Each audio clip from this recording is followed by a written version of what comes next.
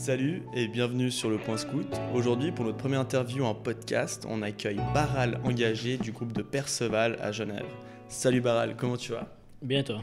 Très bien, très bien. Du coup, pour commencer, est-ce que tu peux brièvement te présenter ? Alors tout d'abord, bonjour à tous. C'est un plaisir d'être ici avec vous. Donc merci beaucoup de m'avoir invité. Un plaisir aussi d'être avec vous, chers auditeurs et chères auditrices. Donc je me présente, je m'appelle Julien de Planta, alias Baral Engagé. Je fais actuellement un bachelor en sciences politiques. Je suis coursier à vélo à côté et je suis aussi membre au sein du sauvetage de Genève, donc sur le lac Léman. Ça c'est pour mon côté Julien de Planta. Pour mon côté Baral Engagé, je suis chef de groupe adjoint au sein du groupe Scout Perceval, coach jeunesse et sport, et je suis en activité au sein de ce groupe donc depuis mes 7 ans. Et pourquoi Baral Engagé ? Pourquoi ce totem et pourquoi cet adjectif ? Alors c'est un totem qu'on m'a donné quand j'avais 16 ou 17 ans, donc le totem avec l'adjectif. Pourquoi ? Il faudrait demander aux chefs qui ont choisi pour moi. Maintenant, avec du recul, j'ai l'impression que ce totem et surtout son adjectif a eu une portée performative pour moi. Parce qu'en fait, ça m'a permis tout au long de ma carrière scout de m'engager finalement au sein de diverses activités. Et à chaque fois que j'étais dans une phase de doute, je me disais toujours, tiens, bah, ils ont choisi engagé pour moi. Ils avaient certainement une certaine vision de ce que je pouvais apporter et de la façon dont je pourrais évoluer. Et donc ça m'a toujours aidé à pousser la chose de plus en plus loin en fait. Ok, intéressant. C'est un peu comme chez nous, nous aussi on a plusieurs adjectifs. Après c'est vrai qu'on accorde un peu moins d'importance aux adjectifs, c'est peut-être un peu dommage. Maintenant je vois, enfin nos auditeurs et auditrices ne voient pas, mais tu as une chemise beige d'éclaireur. Comment ça se fait que tu as cette chemise ? Je suppose que tu n'es plus chef. Pourquoi à Perceval est-ce que vous gardez vos chemises éclaireurs ? Alors en effet, comme je l'ai dit avant, je suis chef de groupe adjoint, donc ça fait un moment que je suis plus aux éclaireurs. En fait, nous, on garde ça par tradition parce qu'on est un groupe qui vient à la base, qui a été créé à la base d'une troupe. Donc en fait, la troupe s'est formée, ensuite est venue une section, une meute, un clan, etc. Et en fait, par tradition, disons, on garde cette chemise brune, enfin ou beige, même une fois qu'on est chef. Il y a beaucoup de versions sur le pourquoi du comment. Une des versions veut que chez nous et partout ailleurs, mais disons chez nous, c'est une des explications, on n'a pas ce besoin de faire la différence entre les chefs et les éclaireurs, parce qu'en fait, on le remarque directement. Instinctivement, un chef, il aura une aura et un leadership différent des éclaireurs. Maintenant, c'est pas parce qu'on fait ça comme ça chez nous que c'est forcément plus ou moins bien. En tout cas, disons qu'on l'a gardé par tradition. Ça nous fait plaisir de le garder, ce d'autant plus qu'on en joue un petit peu, sachant qu'on se fait un petit peu chambrer par rapport à ça. Donc, nous, ça nous fait plaisir de conserver cette tradition. Parce qu'à Genève, donc vous avez pas, tous les autres groupes n'ont pas une chemise beige.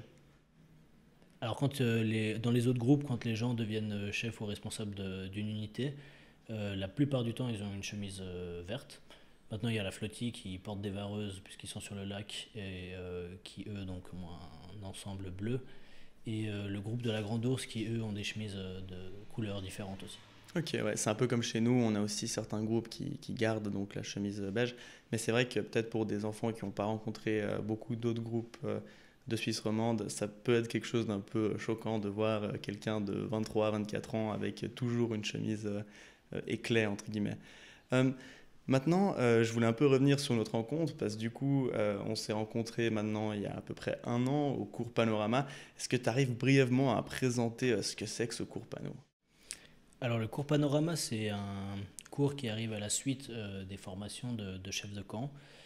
C'est un cours qui est un prérequis pour pouvoir devenir coach jeunesse et sport, par exemple, mais je ne pense pas que toutes les personnes qui le font dans le but de devenir coach, parce que c'est aussi un cours qui est très intéressant, qui amène une certaine ouverture d'esprit, dans le sens où, en fait, c'est un cours où on va rencontrer beaucoup d'autres scouts de la région romande. Alors, théoriquement, c'est un cours qui est ouvert sur la Suisse en général. Maintenant, dans le côté roman, il y a la plupart des romans qui se concentrent, et les cours panorama du côté suisse-allemand, voilà, il y a une majorité de Suisse-allemands, mais en tout cas, c'est intéressant de voir qu'en fait, entre Genève, le canton de Vaud, et même pas beaucoup plus loin, enfin même Genève et Nyon, finalement, c'est quoi ? C'est 25 km. À vélo, ça fait 1 heure. On est en fait fondamentalement assez différents, mais en même temps, il y a beaucoup de choses qu'on a en commun, un esprit, des valeurs qui sont communes, et une vision de voir les choses qui peut être des fois différente, qui peut apporter quelque chose à l'autre. Donc en fait, si je peux résumer le cours Panorama, ça serait une grande ouverture d'esprit qui permet d'avancer et de continuer à avancer dans le scoutisme. Ouais, clairement, je suis d'accord avec toi. Puis aussi, tu parlais donc des cours en Suisse allemande, des cours en Suisse allemande, il y a aussi un cours trilingue, Panorama, qui a l'air super intéressant, où du coup, le cours est donné dans les 3 langues nationales. Euh, Maintenant, le groupe Perceval, d'où tu viens, pour nous, il est surtout connu parce que c'est une chanson dans le chansonnier qui s'appelle Perceval. Est-ce que tu peux un peu nous expliquer qui est le groupe Perceval? Parce que pour nous, vous êtes un peu ce groupe emblématique qui a, on ne sait pas pourquoi, a eu le droit d'avoir une chanson dans le chansonnier. Raconte-moi un petit peu qui c'est le groupe Perceval, qui vous êtes. Alors je te rejoins totalement sur le côté emblématique, je pense que on n'en doute pas. Maintenant plus sérieusement, donc la chanson est dans le chansonnier parce que à l'origine de la création de ce petit roman, dans l'équipe il y avait un ancien chef de chez Perceval, de chez nous, qui a insisté pour une raison X ou Y pour mettre cette chanson. À ma connaissance, on est les seuls à avoir notre chanson dans le chansonnier. Donc évidemment, ça fait rire aussi beaucoup de gens autour de nous. Je pense que, enfin, autour de nous au scout à Genève. Maintenant, j'imagine qu'on est effectivement les seuls à utiliser cette page. Ça m'étonnerait que d'autres groupes se soient amusés à apprendre notre chanson. Maintenant, c'est vrai que dans la nouvelle mouture il me semble, est en cours du petit roman, ça pourrait être intéressant d'avoir aussi les chansons des autres groupes, à condition qu'ils les aient et qu'ils aient éventuellement une mélodie qui va avec ou autre. Je trouve que vous avez une très belle relation à Perceval avec les anciens de votre groupe. Par exemple, j'ai vu que vous avez une association, groupe Perceval. Vous avez fêté les 70 ans du groupe avec énormément d'anciens qui étaient présents. Il y a eu la réouverture de la patrouille Koala où là aussi vous avez organisé un repas avec des anciens. Comment ça se fait que vous avez cette aussi belle relation avec des anciens et comment vous y prenez pour la garder ou la préserver? Alors je pense qu'il faut une certaine diplomatie. Je dis ça un peu en souriant parce que donc les anciens, on n'a pas tous le même âge, logique. On n'a pas tous la même vision du monde et on n'a pas tous la même vision du scoutisme. Donc c'est en fait ils nous apportent énormément. Donc nous ça nous fait extrêmement plaisir de pouvoir continuer à avoir des bons contacts avec les anciens. On trouve important en fait d'aller chercher nous les réponses vers eux et d'aller chercher vers eux ce qui nous paraît pertinent et de faire après le tri. Évidemment qu'il n'y a pas tout qui est bon. Maintenant, c'est une richesse assez phénoménale, je trouve. Surtout qu'on se rattache en fait, nous et ainsi que les anciens, à l'amour commun qu'on a pour notre groupe, qu'on a pour l'histoire de notre groupe. Donc c'est vrai que finalement ça marche assez bien. Et en fait, c'est assez bête ou assez basique à dire, mais malgré tout, les anciens, ils ont une certaine sagesse, une certaine expérience de la vie qui fait qu'ils ont beaucoup de choses à nous apprendre. Maintenant, en effet, donc on a créé une association pour les anciens, donc ça c'est pour créer une sorte de vivier de connaissances d'outils que les chefs, les différents chefs d'unité pourraient utiliser. On a aussi fait donc les 70 ans du groupe, comme tu l'as dit. C'était un gros événement, il y a énormément d'anciens qui sont venus, il y avait des anciens qui avaient jusqu'à 80-90 ans, qui sont venus nous voir la larme à l'œil en nous félicitant et en nous disant à quel point ça leur faisait plaisir de en fait revoir des gens qui finalement ils n'avaient pas vu depuis 20-30 ans, qui ne reverraient certainement jamais. Donc c'est aussi quelque chose qui donne du baume au cœur et qui nous donne envie de continuer à avoir cette relation assez spéciale finalement avec les anciens. On a réouvert aussi la patrouille des koalas, alors on l'a fait au sein de la troupe.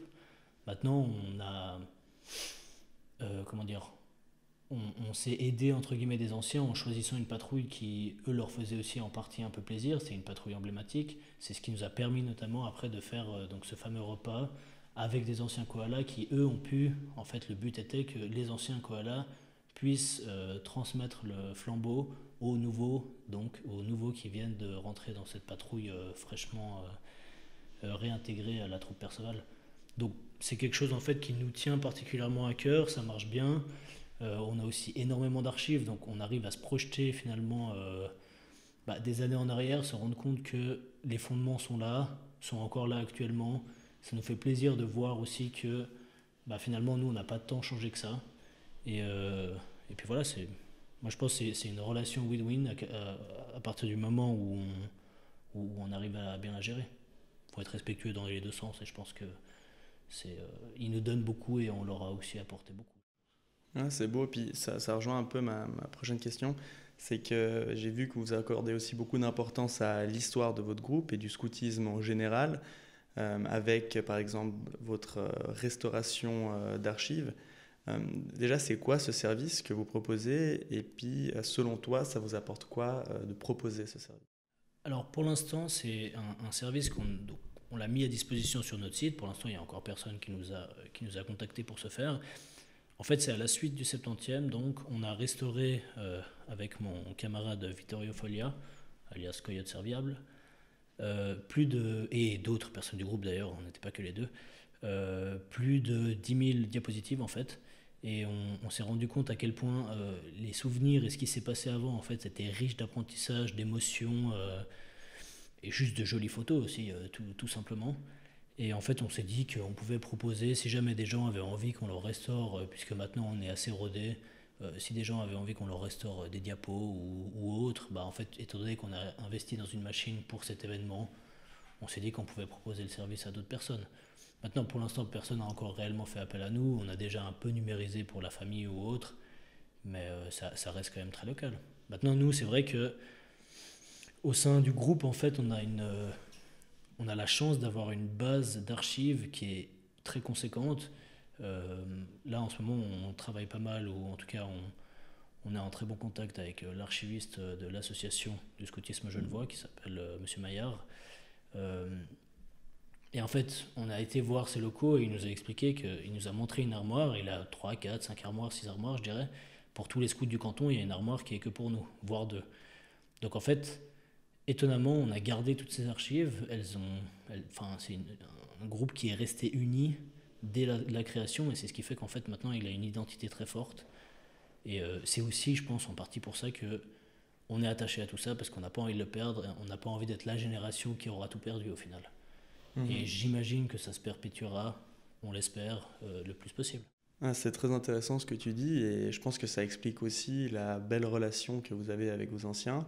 Ça me fait penser à nous, on a retrouvé un film des Scouts de Nyon qui date de 1970 avec des jeunes qui partent en kayak et qui font un camp à cheval.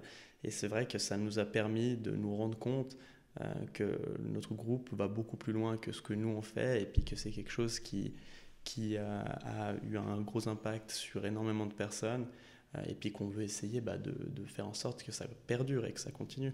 Euh, j'ai vu aussi sur votre site web que vous n'avez pas de picot. Euh, Est-ce que les éclairs passent directement chef et puis est-ce que c'est le cas dans tous les groupes à Genève qu'il n'y a pas de picot? Alors on a encore un canton où effectivement, par rapport au canton suisse allemand, il y a beaucoup moins de picots. Maintenant, c'est en train d'être instauré petit à petit. Il commence à y avoir plusieurs groupes à Genève qui proposent les picots. C'est vrai qu'au sein de notre groupe, et donc de notre troupe et notre section, puisque c'est l'âge à laquelle on devrait avoir des picots, pour l'instant on n'en a pas. Ça vient en partie peut-être d'un manque d'effectifs ou peut-être d'un manque de vision réelle de ce qu'est les picots. Euh, Maintenant, je sais qu'à titre personnel, je trouve que le format des éclaireurs d'une troupe et d'une section, donc de 12 à 17 ans, marche assez bien. Chez nous, ça marche bien. Euh, le, le jeune de 17 ans va être amené à beaucoup plus pousser celui de 12 ans, qui va être amené à surpasser pour essayer d'arriver à celui de... Enfin, pas à la hauteur, mais de rendre fier celui de 17 ans. Et donc, je trouve que c'est un format qui fonctionne bien. Après, peut-être qu'un jour, les picots seront amenés à exister au sein du groupe. Pour l'instant, je ne suis pas persuadé. Maintenant, c'est un format qui est aussi intéressant. Mais après, en effet, si on était 2 ou 300, ou je sais pas, j'extrapole un petit peu, mais si on était 150, 200, peut-être que là, ça serait plus pertinent déjà d'avoir des picots. En termes d'effectifs, je pense qu'on perdrait en qualité si on crée les picots, en tout cas à l'heure actuelle. Mhm, mhm. Ah, c'est intéressant ce que tu dis, parce que du coup, nous, ce qu'on a eu fait au canton de Vaud dans ces cas de figure-là, c'est que plusieurs picots de différents groupes se réunissent et forment en fait un espèce de poste picot intergroupe. et ça permet aussi de créer des liens entre les groupes. Donc ça, c'est aussi une option que je trouve intéressante aux groupes un peu plus petits et qui n'ont pas la possibilité de créer des groupes chez eux. Euh, Donc ça, c'est certainement aussi un inconvénient potentiel au fait que notre groupe il a une identité très forte et marquée, c'est qu'il se mixera peut-être moins facilement avec d'autres groupes. ouais, effectivement. Euh, Comment, vu qu'on parle un petit peu de Genève, comment s'organise l'association du scoutisme genevois? Vous faites par exemple combien d'activités, tous les groupes de Genève ensemble? La formation des responsables s'organise comment? Alors il y a un diagramme qui est relativement compliqué que je pense que je vais vous épargner parce qu'il n'est pas spécialement intéressant, hein. Maintenant, au final, les associations sont toutes plus ou moins gérées de la même façon, avec différents postes à plus ou moins haute responsabilité. Euh, Nous, à Genève, on a deux responsables cantonaux qui s'occupent un petit peu de tout ça, avec les permanents. Enfin, il y a beaucoup d'entités qui gèrent en fait l'association du scoutisme. Il y a aussi pour les citer, la patrouille, la CISEN, qui gère donc la patrouille, s'occupe de tout ce qui est en lien avec les troupes et les sections du canton.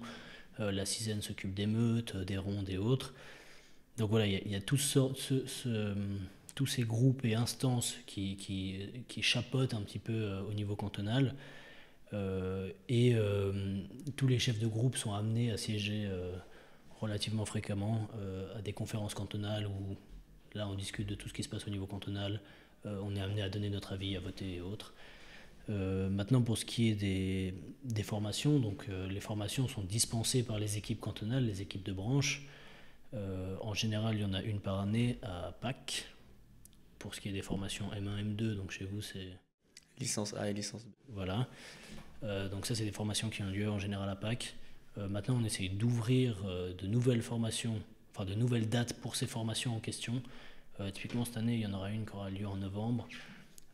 Ça permet à ceux qui ne sont pas disponibles pendant les vacances de Pâques ou qui ne peuvent pas prendre des vacances de Pâques de caler ça sur des week-ends. C'est contraignant d'une façon différente, donc disons que ça permet d'ouvrir un peu le champ des possibles. Après évidemment il y a des formations de comptabilité qui sont données au sein de l'ASG, donc en fait on a un centre scout, donc une localisation du centre qui est rue Pré-Jérôme, donc au centre-ville à Genève pour ceux qui sont situés à côté de Plainpalais.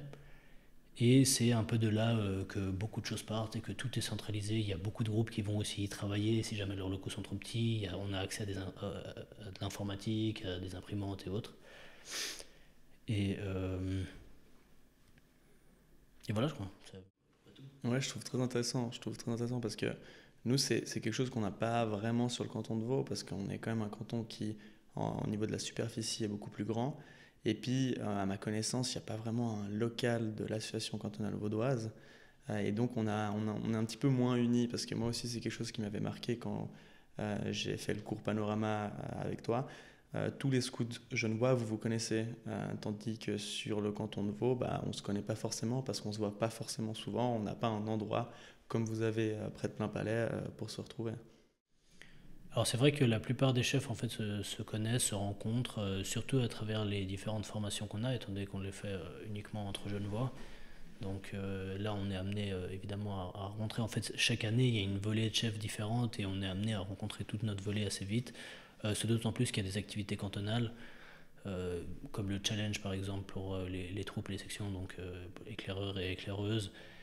À ce moment-là on rencontre un petit peu tout le monde et en fait mine de rien, malgré le fait qu'on a l'impression que par rapport à Nyon, on est une grande ville, c'est quand même un microcosme à Genève. Ce qui fait qu'en en fait, on a vite fait le tour de toutes les personnes qui sont chefs à Genève. Tu trouves pas que c'est dommage qu'on connaisse si peu de scouts d'autres cantons? Alors oui, maintenant, je pense que c'est déjà compliqué de connaître tous les scouts de son canton et de s'organiser avec tous les scouts de son canton. Maintenant, c'est vrai qu'il y a des affinités différentes qui se créent selon les personnes. Le cours Panorama est un bon exemple de quelque chose de positif à ce niveau-là. Maintenant, par exemple, si dans ta vision des choses, tu imaginais des activités intercantonales, ça pourrait être intéressant, ça pourrait être sympa, surtout qu'il y a des beaux endroits à voir dans un canton comme dans l'autre. Maintenant, je ne sais pas ce que ça demanderait en termes d'organisation, ça pourrait être certainement très appréciable. C'est certainement, en fait, je pense que l'initiateur de tout ça serait le cours Panorama et permettrait de créer des connexions. Et après, peut-être au lieu d'organiser simplement quelque chose au niveau cantonal, où finalement peut-être qu'on ne serait pas forcément beaucoup amené à se voir et à se rencontrer, peut-être faire des trucs entre groupes de différents cantons, c'est déjà peut-être plus pertinent. Parce que, en fait, si tu fais juste à mon sens, si tu fais juste des grosses activités cantonales avec plusieurs cantons, peut-être que c'est au final un peu superficiel comme rencontre et que t'es pas amené à réellement travailler et discuter avec les chefs des autres cantons. Ce qui est un des points très positifs donc, du panorama, c'est que tu es amené à travailler avec, enfin même si c'est une semaine assez tranquille, tu es quand même amené à réfléchir et à donner des pistes de réflexion différentes entre les différents chefs des différents cantons en fait. En parlant d'activités qui réunissent plusieurs cantons, est-ce que le groupe de Perceval a prévu de participer au camp fédéral MOVA de l'année prochaine? S'il a lieu, bien entendu. Alors nous malheureusement on ne va pas y participer, pardon. Mais je sais déjà qu'à Genève il y a beaucoup de groupes et autres de groupes qui vont y participer. Pour lui faire un petit clin d'œil, il y a notamment ma cousine qui fait partie de l'organisation. Elle travaille dans un secteur un peu juridique, disons, et elle avec son groupe ils vont y aller. Donc je sais déjà qu'il y a une envie particulière de certains groupes genevois d'y participer. Genève sera donc représentée au camp MOVA. Alors en plus ou moins grande force, on verra. J'ai lu dans votre journal, j'ai vu donc, que vous avez un journal de Perceval trouvable sur le site internet donc groupeperceval.ch. Et dans ce journal, vous parlez que vous avez réinstauré la promesse dans votre groupe. Donc dans la dernière édition de votre journal qui date de mars 2020, si je ne me trompe pas. Tout d'abord, ma question, c'est comment se fait-il que la promesse ait momentanément disparu et puis, ça représente quoi pour toi de l'avoir réinstaurée? Alors tout d'abord, petite parenthèse sur le journal avant de rentrer dans le vif du sujet. C'est un journal qu'on a essayé de relancer aussi parce qu'en fait, à l'époque, on faisait quasiment un hebdomadaire. Enfin, la troupe faisait presque un hebdomadaire. Ils faisaient ça au stencil, donc c'était une autre époque, une autre technique, mais ça marchait bien. Ils faisaient ça toutes les semaines, les mercredis. Nous, avec nos modestes moyens, les technologies ont évolué, mais voilà, le temps qu'on a à disposition est peut-être différent. On essaye en fait de le relancer, on essaye d'en faire un par année. Maintenant, pour l'instant, ça fait 2 ans qu'on l'a relancé, donc on en a fait 2. On l'a relancé à l'occasion du 70e, donc c'était l'occasion de en fait relancer beaucoup de choses. On va essayer de tenir ça et c'est quelque chose qui nous fait particulièrement plaisir parce qu'en fait on a énormément d'archives qui sont liées aux journaux et dans lesquelles quand on les feuillette on peut sentir un peu l'ambiance, l'émotion, qui faisait quoi à quelle époque. Donc on trouve que c'est en plus des photos quelque chose de très intéressant. Maintenant pour répondre à ton autre question concernant la promesse, en fait alors je sais pas vraiment pourquoi, mais il s'est avéré qu'à un moment donné, la promesse au sein de la troupe est devenue quelque chose de presque élitiste et en fait quelque chose de carrément inatteignable. On avait l'impression qu'il fallait pondre une thèse de doctorat pour réussir, enfin pour faire en fait sa promesse. La préparation nous semblait en fait beaucoup trop compliquée, ce qui fait que ça faisait peur à beaucoup. Moi le premier quand j'étais aux éclaireurs je ne l'ai pas faite parce que j'avais l'impression que c'était quelque chose de beaucoup trop intense disons. Pourquoi est-ce que ça a évolué comme ça? Je ne sais pas vraiment. Maintenant on s'est quand même rendu compte qu'on s'est écarté de l'idéal de la promesse qui n'est pas censé être quelque chose de scolaire disons. Surtout que au vu de la façon dont on l'a relancé on pense et on trouve que c'est quelque chose d'assez essentiel en fait. Au final c'est un accomplissement de la vie d'un scout ou d'une scout. C'est quelque chose de très important, c'est quelque chose qui nous permet d'avoir une grande réflexion aussi sur nous-mêmes. Donc on trouvait dommage qu'elle n'ait plus lieu et qu'elle ne soit plus facilitée comme avant. Donc ce qu'on a fait pour la relancer, c'est qu'au final on l'a facilitée, on l'a remodelée à la façon en lisant typiquement Scouting for Boys de BP. On a pioché les idées qui nous semblaient intéressantes et pertinentes Et on l'a remise en fait un peu au goût du jour pour que maintenant, tous les ans, les éclaireurs soient amenés à faire leurs promesses, à y réfléchir, et que idéalement, bah, elles ne disparaissent plus ou elles ne s'amenuisent plus dans les années à venir. Vu que tu parles de BP, j'ai pu lire ta promesse qui était dans le journal de Perceval.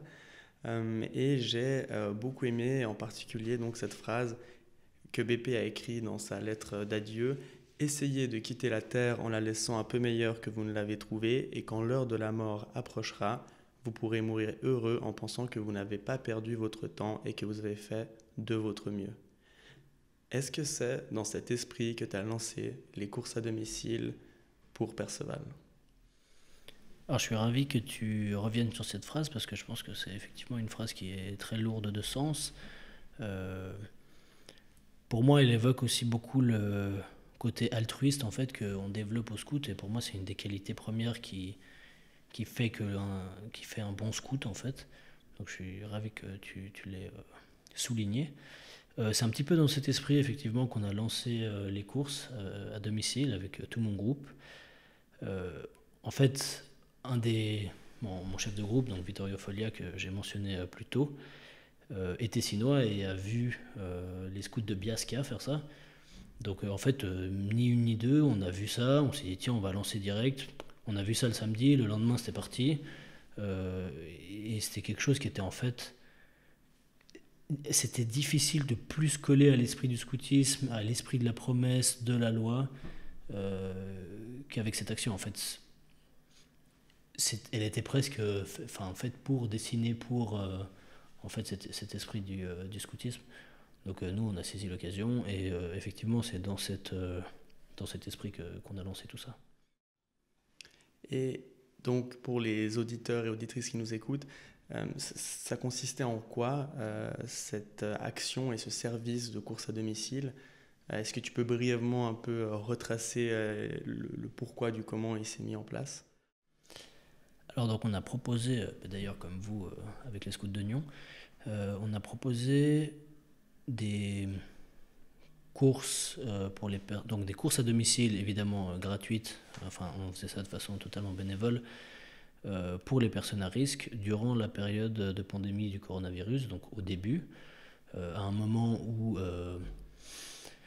finalement il y avait peu de choses qui étaient mises en place, donc on était en fait avec les scouts, on était un peu les précurseurs de ce mouvement, en toute modestie, hein, parce qu'on ne s'attribue pas tout le mérite, mais on était un peu précurseurs de tout ce mouvement qui a émané ensuite, ce mouvement d'entraide et de solidarité. Donc en fait, pour recentrer la question sur la façon dont on faisait les courses, comment ça s'est passé,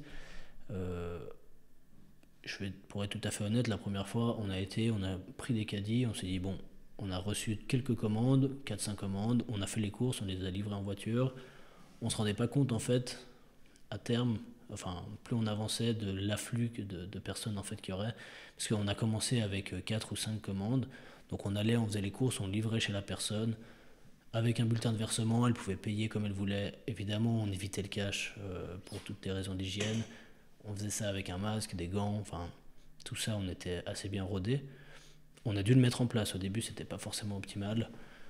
Maintenant, on a réussi, avec l'expérience, à le faire bien. Et on a réussi à aller jusqu'à presque 40 commandes à livrer en vélo en plus. Parce qu'au début, on était en voiture, mais on s'est rendu compte que déjà, c'était pas pratique. En plus de ça, c'est pas forcément dans l'esprit scout, surtout si on a la possibilité de le faire à vélo. Moi, comme je l'ai dit plus tôt, donc je suis coursier à vélo. Mon patron, il a eu la gentillesse et l'amabilité de me prêter un vélo cargo. On a reçu des gens nous ont donné des remorques de vélo, ce qui nous a permis en fait de faire toutes les livraisons à vélo. C'était beaucoup plus efficace, écologiquement beaucoup plus agréable. Enfin, je veux dire que ça, dans le processus de course, c'était assez une révolution. Ça nous permettait en fait de faire ça en flux tendu. Donc il y a des gens qui faisaient les courses, toujours des binômes de 2, et devant chaque point de vente, il y avait 2 coursiers. Et du coup, les coursiers, ils livraient en continu. Donc on a réussi à faire, quand on a fait au maximum 35-40 livraisons, on a fait ça en 3 heures, quoi. Donc c'est vrai que c'était assez efficace, c'était assez cool. Ce d'autant plus que aussi, il faut le dire, nous on a un tempérament assez hyperactif, peut-être que c'est dû au scout aussi en partie. Donc ça nous a permis aussi de sortir, on se voyait mal rester là, enfin rester, regarder la situation en fait les bras croisés. Je pense que c'est aussi quelque chose qui vient de l'éducation scout qu'on a eue. Et c'est peut-être aussi, je pense, pour ça qu'on a réagi en premier, parce qu'en fait on est, comment dire, on est amené à réfléchir de cette façon tout au long de notre existence scout. Et quand on sent qu'il y a un moment, bah, tac, là on savait qu'il fallait aider, on savait ce qu'il fallait faire, et donc ça s'est fait hyper vite. Parce qu'on a tout ce passif scout, et je pense aussi, bah, on a vu les réactions des gens après coup qui étaient très positives envers tout ce qu'on a fait. Bah, les gens ils se sont rendus compte en fait à quel point on pouvait être utile à la société, puis c'est arrivé en fait à point nommé. Quand on a lancé ça, c'était exactement ce qu'il fallait au bon moment, pour les bonnes personnes. Enfin, on aurait toujours pu mieux faire, mais je pense que c'était assez, comment dire. Enfin, en fait, pour moi, c'était presque un sans faute. L'action scout pendant le Corona a été, je pense, d'une grande aide pour beaucoup. Tu penses que ça nous a permis un peu de redorer le blason scout et de remettre un peu le scoutisme au goût du jour ou dans l'actualité? Parce que c'est vrai que certaines personnes pensent que le mouvement scout est un mouvement qui est en baisse. Est-ce que tu penses que on a saisi cette occasion aussi, enfin, un des résultats d'avoir saisi cette occasion pour venir en aide a permis de remettre un peu le scoutisme dans l'actualité et que les gens se rendent compte de qu'est-ce qu'on est réellement. Alors, en effet, déjà, ça a permis de contrebalancer un petit peu ce cliché des scouts qui vendent des cookies. Et au final, on a réussi à se rendre utile pour la population dans son entier. Donc, je pense que les gens, ça les a fait réaliser que, effectivement, on avait des compétences en fait qu'on a acquis tout au long de notre parcours, qui étaient, bah, comme je l'ai dit avant, qui à cette occasion-là ont été mis en service de façon extrêmement rapide. Maintenant, aussi, j'invite ceux qui pensent que le scoutisme est en perte de mouvement ou en perte d'adhérents, disons, à se renseigner peut-être, parce que je trouve dommage de penser que c'est quelque chose de dépassé, sachant que c'est un mouvement qui a de très belles valeurs, d'autant plus qu'on voit dans les chiffres qu'il y a de plus en plus de scouts. Alors, il y a des hauts et des bas tout le temps, c'est pareil dans les groupes, c'est pareil dans les unités. Maintenant, je pense que si ça perdure et que ça fait déjà plus de 100 ans que c'est là, c'est que finalement, il y a des fondements que les gens apprécient et qui évoluent, enfin qui s'adaptent à la société qui évolue. Ouais, puis tu rejoins un peu la question que je voulais te poser, c'est est-ce que tu as été surpris donc par cet élan de solidarité ou pour toi c'était quelque chose que tu imaginais qui allait de toute façon se Alors là, produire? c'est un grand débat philosophique, ça dépend si on pense que l'homme est profondément bon ou profondément mauvais. Euh, Moi, malheureusement, j'ai plutôt tendance à penser qu'il est mauvais. Donc j'étais plutôt surpris en bien, ça m'a fait très plaisir. Euh, Maintenant, il faut continuer, en fait, même si on pense que l'homme est mauvais de base, c'est un postulat que, enfin, chacun a ses postulats de base, il faut quand même continuer à aller dans un sens, dans le bon sens, en fait, pour que ça fasse des vagues, en fait. Et que finalement, tout le monde s'oriente plus dans cet état d'esprit-là que dans un autre. Maintenant, oui, ça m'a surpris. En même temps, euh, j'imaginais bien qu'il n'y avait pas tout le monde. Parce qu'en fait, il y a aussi un facteur qu'il faut prendre en compte, c'est que c'était une crise qui nous forçait, entre guillemets, à rester chez nous. Donc je me doutais bien que tout le monde n'allait pas réussir à rester chez soi sans rien faire. Donc ça a fait émaner beaucoup de positifs. Maintenant, ça a fait émaner aussi beaucoup de. Enfin, il y a eu aussi des choses négatives qui se sont passées pendant cette période, mais je pense qu'en effet, comme les gens aussi en fait s'ennuyaient, avaient besoin de montrer qu'ils pouvaient faire quelque chose aussi, bah, faire quelque chose pour les autres, au final, c'était ce qui paraissait peut-être le plus logique. Dans la mise en place de votre service de course à domicile, est-ce que tu as eu l'impression d'être soutenu par les membres de ton groupe, ta commune et ton association cantonale tout au long de donc la mise en place de ce projet? Du coup, ouais, on a été largement soutenus et encouragés dans notre démarche. Notamment, je te parlais avant des anciens, bah, c'était les premiers à réagir sur les réseaux sociaux et autres, à nous soutenir, à nous montrer, enfin à nous dire qu'on allait dans le bon sens, que c'était bien ce qu'on faisait et à nous encourager à continuer. Donc à ce niveau-là, on a été bien soutenus. Je dois dire que c'était assez agréable. Et puis, en fait, au final, c'était une sorte de retour. très, très bienvenue, disons, et qui nous donnait envie de continuer et qui nous faisait plaisir et qui nous faisait sentir que bah, ce qu'on faisait, c'était pas juste du vent, quoi. Et comme on l'a dit précédemment dans l'émission, ça a vraiment permis de crédibiliser le mouvement scout, en tout cas localement, ponctuellement. Et bah, typiquement aussi, enfin, euh, les personnes qui m'entourent, que ce soit mes amis ou cercles plus ou moins proches qui ne sont pas du tout affiliés à ce monde scout, on peut quand même se rendre compte que bah, au final, on apprend beaucoup de choses et on fait des choses qui ont du sens et qui méritent d'être montrées au final au scout. Après notre association, alors je sais pas comment ça s'est passé dans votre canton, enfin dans ton canton. Maintenant nous, c'est vraiment à Genève, c'est un mouvement qui est venu et qui est parti des groupes en fait. Et c'est quelque chose comment dire, qui au final est assez logique en fait de mon point de vue parce que la force de l'association, au final l'association est juste là pour apporter éventuellement un statut juridique ou un cadre, mais au final la force de l'association c'est les groupes. Donc je trouvais assez beau au final que dans cette période de crise, on s'est rendu compte que les forces elles étaient dans les groupes et que au niveau des groupes en fait on a vraiment réussi à faire quelque chose de bien, à se coordonner entre nous.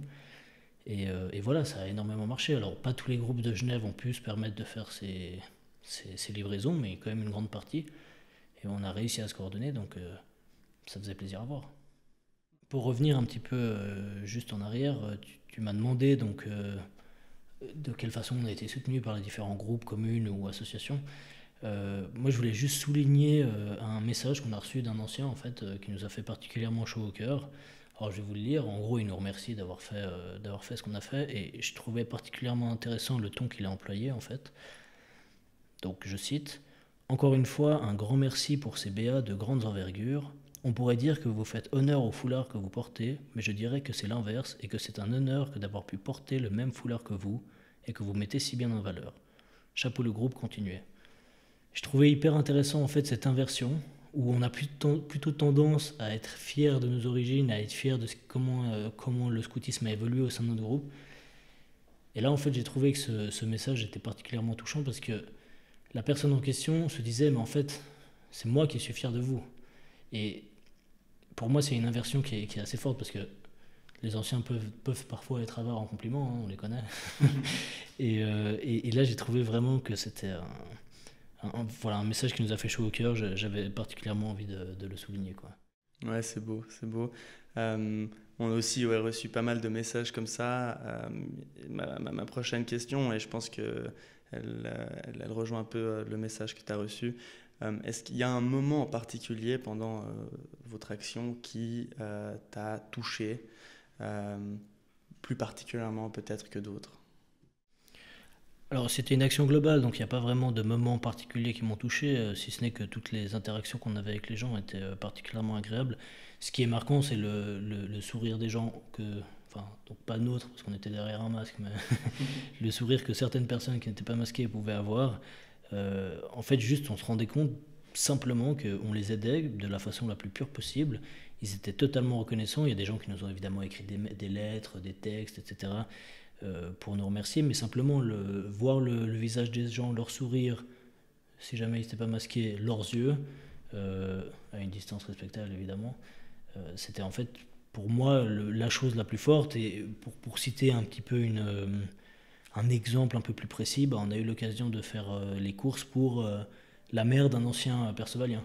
Donc ça aussi c'était en fait assez touchant parce qu'au final en plus d'aider les autres, bah, on aidait directement quelqu'un qui avait fait partie en fait du même mouvement que nous, et c'était assez beau. Ouais, et non, ça, c'est moi aussi quelque chose qui m'a beaucoup marqué, cette reconnaissance que les anciens, enfin les anciens dans le sens les personnes âgées qu'on aidait, parce que c'est surtout elles qu'on a aidées au final, cette reconnaissance qu'ils avaient envers nous, parce qu'il y a un peu souvent cette stigmatisation que les jeunes ne font rien pour les plus vieux, et là ils étaient vraiment émus. Moi je me souviens par exemple d'une dame qui a commencé à pleurer au téléphone avec moi, et moi enfin, je savais plus quoi dire. J'étais vraiment, ça m'a touché. Alors là, je te rejoins totalement dans ce côté reconnaissance, et en fait, je pense que Le scoutisme, peut-être au vu de ma modeste expérience et de ma modeste connaissance du sujet et de l'histoire du scoutisme, avait assez besoin, en fait, je trouve actuellement enfin, avait ce besoin de reconnaissance, qui je trouve a été, parce que bon, là, on parle au niveau suisse romand, genevois, vaudois, mais en fait, au niveau mondial, il y a énormément d'actions qui se sont mises en place de la part de groupes scouts de tous les pays. Et en fait, je pense qu'effectivement, aujourd'hui, le scoutisme avait besoin de cette revalorisation, ce besoin de reconnaissance. Et il a montré, enfin, il a fait ses preuves, il a montré à quel point, en fait, il était bénéfique pour la société. Euh, j'ai un exemple. Avec notre page Facebook, on a reçu, en fait, suite à la diffusion de la vidéo sur le léman bleu et autres apparitions qu'on a fait. Vous l'avez eu comment, l'apparition sur le léman bleu? Ouais, ça, j'ai oublié en plus. Non, pour la petite anecdote, cette apparition sur le léman bleu, en fait, le léman bleu m'ont appelé, et puis vu qu'on était un peu submergé par les apparitions dans les médias, je me suis dit, ah, j'ai un ami percevalien qui sera très content de passer dans le léman bleu. J'ai appelé Baral et... Tu sais qu'on a fait genre quasi 200 000 vues, hein.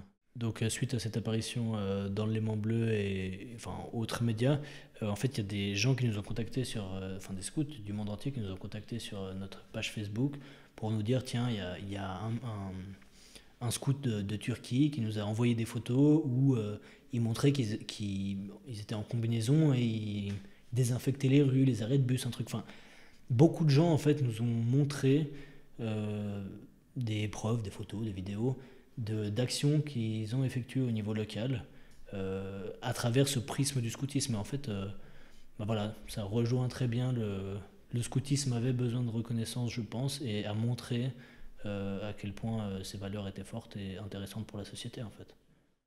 Tu penses que cette crise sanitaire aura un impact positif à long terme au niveau social, par exemple la solidarité, on en a pas mal parlé, et environnemental? On a vu les baisses de tourisme, de masse, etc. Quel est ton avis là-dessus? Alors, je pense que c'est très utopique de penser que ça va changer du tout au tout. Maintenant, c'est pas parce que ça paraît utopique qu'il faut pas qu'on essaye de tendre vers cette utopie. Je pense que ça a réveillé enfin, ça a dû faire évoluer certaines choses dans l'esprit de certaines personnes. Maintenant, bah, on se rend compte qu'au final, l'humain aussi agit beaucoup en masse. Et en masse, je me demande si à terme, quand on étudiera cette crise, je sais pas, peut-être qu'elle fera juste un paragraphe dans un livre d'histoire, mais dans 10, 20 ans, euh, j'ai peur que la société tende à en fait, se restabiliser. Il y aura eu cette vague et ça va se restabiliser. Maintenant, je pense qu'il y a quand même beaucoup de choses qui vont rester. Ça a permis notamment aussi de montrer que, bah, comme tu l'as dit plus tôt, bah, les jeunes, enfin, ça a permis aussi de redorer l'image des jeunes et de montrer que les jeunes étaient aussi capables d'agir en fait. Donc je pense que ça c'est aussi quelque chose qui va rester. Peut-être que ça aura une portée performative pour beaucoup de monde en se disant tiens, à ce moment-là les gens ont fait ça, pourquoi est-ce qu'on continue pas? Euh, Maintenant, bah, seul l'avenir nous le dira. Cela dit, comme je l'ai dit avant, il faut tendre vers cette situation. Plutôt être optimiste. Plutôt être. Alors voilà, là, j'ai l'air un peu pessimiste dans ma façon de m'exprimer. Peut-être j'aurais tendance à dire rationnel.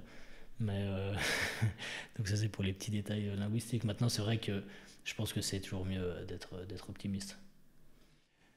Pour finir notre podcast, parce donc on touche à la fin de cette petite interview avec notre ami Baral. Il y a deux questions que je vais poser à tous mes invités qui vont venir sur le Point Scout. Euh, la première, c'est comment le scoutisme t'aide dans la vie de tous les jours? Alors je pense que le scoutisme m'a aidé à devenir très autonome, proactif, à prendre des initiatives. Et en fait c'est quelque chose qui n'est pas forcément inné chez tout le monde et qui est même relativement absent de beaucoup de gens, disons. Euh, pour ça, j'ai un exemple un petit peu, disons, concret. Un ancien, pas très ancien, mais disons ancien chef, m'a expliqué que, et d'ailleurs j'en ai parlé aussi avec ma cousine que je citais précédemment et avec d'autres personnes, en fait, Quand on rentre typiquement dans un domaine professionnel un peu plus tard, on travaille en groupe, en fait on se rend compte que beaucoup de gens n'ont pas eu cette chance de pouvoir déjà avant expérimenter tout ça, travailler en groupe, prendre des initiatives tout seul. Et en fait on se rend compte que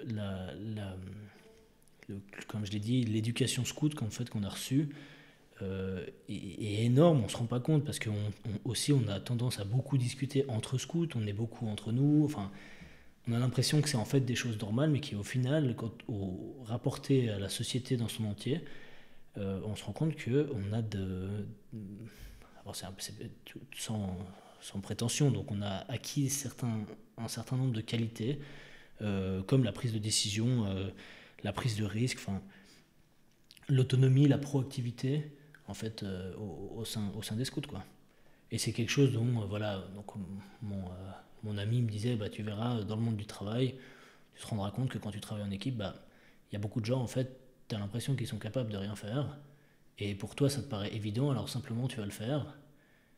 Et en fait, c'est une réflexion que tu te fais, et c'est simplement parce que tu as été amené à le faire. Peut-être qu'on t'a forcé au scout à faire certaines choses, ou disons qu'il y avait peut-être une certaine hiérarchie, ou pas forcément hiérarchie, mais